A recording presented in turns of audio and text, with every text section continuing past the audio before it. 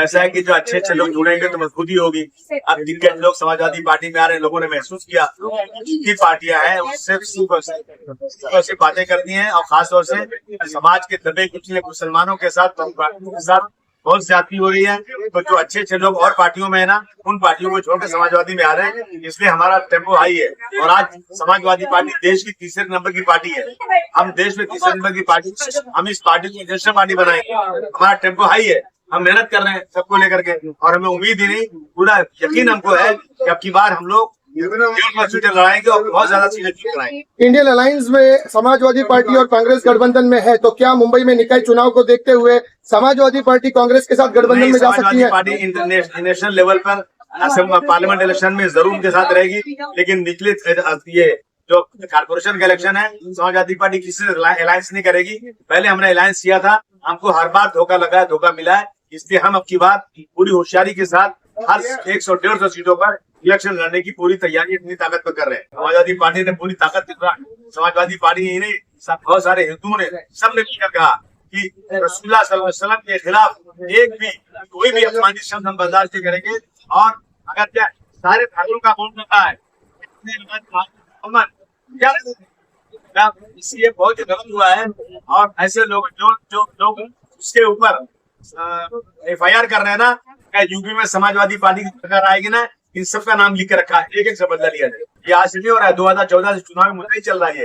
मुसलमानों को बर्बाद करो, मुसलमानों को एकदम दीवार से लगा के खड़ा कर दो, गाय बैल के नाम पर मुसलमानों को मारो, इनकी मस्जिदों को लाउड स्पीकर उतार दो, इनको मस्जिदें भर जाए, बाहर नमाज मत पढ़ने दो।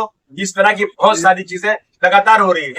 एक मंत्री कहता है कि मुसलमान जो है नमक हराम है। क्या उसके बाप का पैसा मुसलमानों ने खाया है? मुसलमान हो या कोई भी हो, हर आदमी जो सामान खरीदता है, दुनिया की जो भी चीज, खाने पीने की चीज, उठने बैठने की चीज, सारी चीजों पे टैक्स भरता है। और ये पैसा राजगिरी तुम्हारे बाप दादा का नहीं है। ये पैसा जो टैक्स में आता है, जो सारे वसूल बनते हैं, जो कानून बनता है, उसमें मुसलमानों को पूरा का पूरा हक है। सर, ये खान की जो पॉलिटिक्स हुई है, ये कहा गया, बीजेपी के बहुत बड़े नेता ने कह दिया कि खान को मेयर बनने नहीं देना चाहिए, इस पर आप क्या कहेंगे? थोड़ा चुका है, इनके पास कोई मुद्दा नहीं है। इनको ये कहना चाहिए हम चुन कर आएंगे तो पानी चारों तरफ आएगा, सड़कें अच्छी बन जाएंगी, स्कूलों में अच्छी पढ़ाई होगी, स्कूल की अच्छी बन जाएगी, अस्पताल अच्छे हो जाएंगे। ये सब छोड़ के खान और हिंदू लगे हुए। आज तक मुसलमान कौन से मेयर बना? समाज एक बार मेमन साहब बने थे 81-82 में, नाज साहब बने थे, वो भी 40-45 साल पहले। उसके बाद हमने कभी डिमांड नहीं की, लेकिन उन्हें अभी क्या घबराहट हो गई है ना कि समाजवादी पार्टी मजबूत हो रही है, तो सारा माइनॉरिटी उनके साथ में है, तो ये लोग जो है ना खान बना देंगे मेयर। तो ये डर है, ये पब्लिक के अंदर एक भ्रम पैदा कर रहा है। सर, अच्छा, मतलब ये सिर्फ भ्रम कर रहे हैं, हमको ऐसा लग रहा है कि इस बार हो सकता है कि कोई समाजवादी के परफॉर्मेंस से काया पलट हो सकती है पलट। इसलिए तो उनके पास तो रिसर्च टीम है ना, रिसर्च कर चुके हैं वो। तो सब लोग जब चारों तरफ से समाजवादी की तरफ लोग आ रहे हैं, तो बेशक है तो खान भी बन सकता है, कोई बुरी बात तो नहीं है। आयशा कादरी के लिए ये चुनाव जो है बड़ा ही एक चैलेंजिंग चुनाव होने वाला है, क्योंकि पहले आयशा कादरी भी MIM में थी, और एक और कैंडिडेट है जो MIM में था पहले, लेकिन वो शिंदे गुट में चले गए, और आयशा कादरी आपकी पार्टी में, समाजवादी पार्टी में है। इसे कैसा देखते हैं आप? और कई ऐसे पुराने दिग्गज नेता यहाँ पर जो है, जो आयशा कादरी के जो अगेंस्ट में जो है ये BMC चुनाव जो है लड़ने वाले हैं। समाजवादी पार्टी साइकिल के आप सामने कोई टिकने वाला नहीं है। चलेगी साइकिल, उड़ेगी धूल, न रहेगा पंजा न रहेगा फूल। समाजवादी पार्टी पूरी ताकत से लड़ेगी, और आशा की है हम सब मेहनत करेंगे, यहाँ की जनता साथ में रहेगी, तो कोई भी दिक्कत तो ये बनेगी।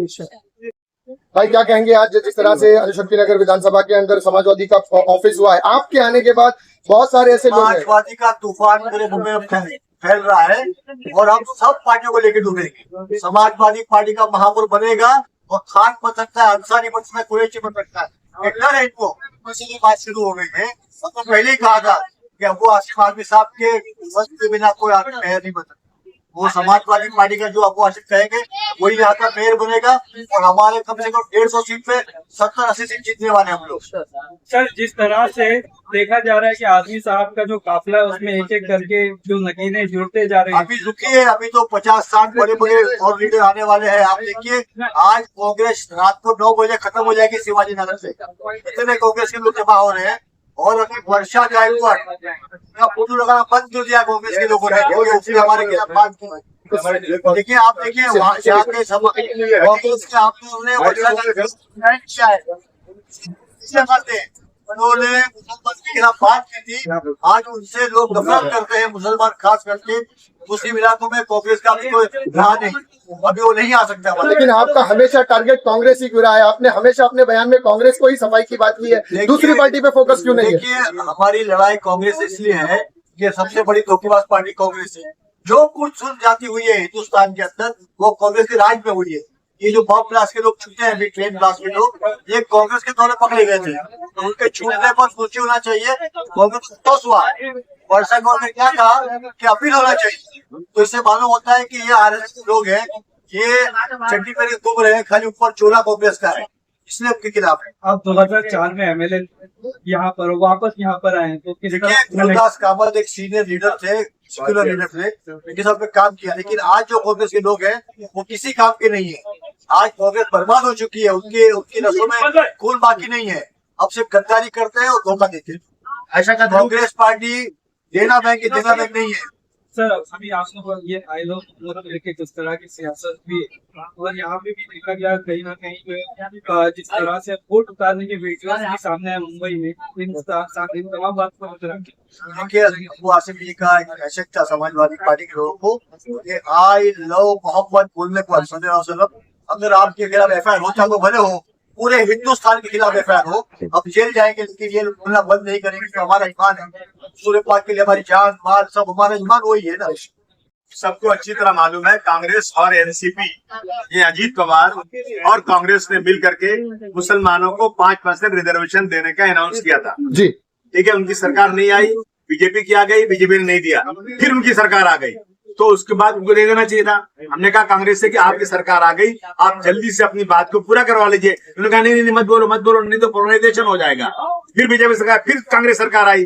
कितनी बार कांग्रेस सरकार आई उनके ऐलान करने के बाद, आज तक कांग्रेस पार्टी ने मुसलमानों को रिजर्वेशन नहीं दिया। ये पानी है ना, पानी, अगर इस पानी से मुसलमानों की प्यास बुझ जाए ना तो कांग्रेस पार्टी आधा पानी गटर फेंक आधे देगी पानी। इसलिए मैं बोल रहे हैं, और कोई बात नहीं। खान साहब, जिस तरह से आज चिता कैंप के अंदर अनुशक्ति विधानसभा के अंदर समाजवादी पार्टी की ऑफिस ओपन हुई है, एक जमाने में आप भी मनसे का हिस्सा रहे थे और समाजवादी की तरफ आपका रुझान देखकर क्या लग रहा है कि समाजवादी ज्वाइंट हो रहे हैं या नहीं? जैसे अबू आसिम आजमी साहब से हमारे वालिद साहब का, उनके वालिद साहब से हमारे वालिद साहब का रिलेशन बहुत पुराना है। और दूसरी बात है कि जैसे लास्ट इलेक्शन भी आयशा कादरी जी यहाँ से लड़े थे और बहुत कुछ कम वोटों से ये मतलब हार गए या रिकाउंटिंग में इनको हरा दिया गया, अब जो बोलिए। लेकिन इस बात जो हिसाब से मैंने पब्लिक का जोश और खरोश देखा कि इनके साथ में जो पार्टी ज्वाइन हुई, और यही नहीं समाजवादी का ऑल ओवर मुंबई में इस वक्त कारपोरेशन में बहुत अच्छा रिजल्ट आने वाला है, ऐसा हम लोग को उम्मीद है। और हम लोग अबू आसिम आजमी साहब के साथ मतलब दिल से जुड़े हुए हैं, और जितने लोग भी हैं सब दिल से जुड़े रहे हैं, क्योंकि एक अबू आसिम आजमी ही एक ऐसे महाराष्ट्र मुंबई के नेता हैं जो मुसलमानों के लिए और दलितों पिछड़ों के लिए, समाज आम लोगों के लिए बोलते हैं। अभी जिस तरीके से मुझे पता है कि मैं जैसे बहुत सारे यहाँ चीता कैंप के जो हालात हैं, चीता कैंप के हालातों को मद्देनज़र रखते हुए जिस तरह मैं लोगों के बीच में रही हूँ, ख़ास तौर से मैं बच्चों को स्कूल के बच्चों के बीच में रही हूँ, यहाँ के महिलाओं के बीच में रही हूँ, और मैं यहाँ पे पली बड़ी हूँ, यहाँ की हर तकलीफ़ों का मैंने देखा है, जायज़ा लिया है, और मैं समझ सकती हूँ कि यहाँ की जो जनता है वो किस तरह तकलीफ़ों से गुजर रही है। तो मैं यही कोशिश करूँगी कि ये सारी तकलीफ़ों को दूर करने की पूरी कोशिश रहेगी मेरी। और समाजवादी पार्टी एक बहुत ही अच्छी पार्टी है जिसके थ्रू हम ये सारे हालातों को दूर कर सकते हैं, सारी तकलीफ़ों को इंशाल्लाह हम ज़रूर दूर करने की कोशिश करेंगे। और मैं चाहती हूँ पब्लिक, और मैं जानती भी हूँ कि इंशाल्लाह जिस तरह पिछले चुनाव में मेरा साथ दिया गया था, लोगों ने, जनता ने मेरा साथ दिया था, इस मर्तबा भी जनता उसी का समर्थन करते हुए मुझे इस बार पूरी तरीके से और भरपूर वोटों से इंशाल्लाह मुझे इस बार चुनाव में जितवाएगी। पिछली बार आप एमआईएम से चुनाव लड़ी थी और कुछ वोटों की वजह से आप दूसरे नंबर पे आई थी, आप हार। कितने वोटों का फर्क था उस बार, और आपको इस बार क्या लगता है समाजवादी पार्टी से आपके नया पार होगा? 128 वोटों से मेरा चुनाव में हार गई थी, और इस मर्तबा इंशाल्लाह मैं ज़रूर वो सारी चीज़ें जो कुछ रह गई थी उस वक्त अधूरी रह गई थी, इस बार वो सारी चीज़ों पे हम खरी उतरेंगे। और गलती हमारी नहीं थी, हम विन हो गए थे, हम जीत कर हारे हैं। हम हारे हुए कैंडिडेट नहीं हैं, हम जीते हुए कैंडिडेट हैं, लेकिन हमें हराया गया था और जानबूझकर हराया गया था। उस वक्त के जो एमएलए थे, जो राहुल शिवाले जो वहाँ पर आए थे, उनकी वजह से हमने बहुत सारी चीज़ों का, दिक्कतों का सामना करना पड़ा। खैर वो हमारी बदनसीबी थी, लेकिन इस मरतबा समाजवादी ने हमारा पूरा समर्थन किया है और वो पार्टी हमारा पूरा भरपूर साथ दे रही है और इस मरतबा हम पूरी ताकत लगा देंगे और इंशाअल्लाह भारी वोटों से हम हमारी जीत को लेकर चुनाव आएंगे। में सबसे बड़ा मुद्दा क्या होगा आयशा कादरी के इलेक्शन में? तालीम, सेहत और रोज़गार और यहाँ के जो हालात है वो सारी चीज़ें, जहाँ पर हॉस्पिटल, स्कूल, एजुकेशन, ये सारी चीज़ें हैं। सड़कें, नाले, गटर, ये सब जो है ना, लोग आते हैं, साफ़ करते हैं, घरों पे जाकर नहा धो लेते हैं और इस तरीके से साफ़ हो जाते हैं और अपना पल्ला झाड़ लेते हैं। मैं उस तरीके का काम नहीं, इंशाल्लाह उससे भी बढ़ चढ़ कर मैं काम करना चाहूँगी। और जो हालात मैं देख रही हूँ, यहाँ पर मैं पैदा हुई, यहाँ के लोगों को मैंने जाना है, नज़दीक से देखा है, यहाँ के हालातों को देखा है, तो इस मामले में मैं यही कहना चाहूँगी कि बस एक मौका मुझे और जनता दे दे ताकि मैं ये सारी तकलीफ़ों को उनकी दूर कर सकूँ।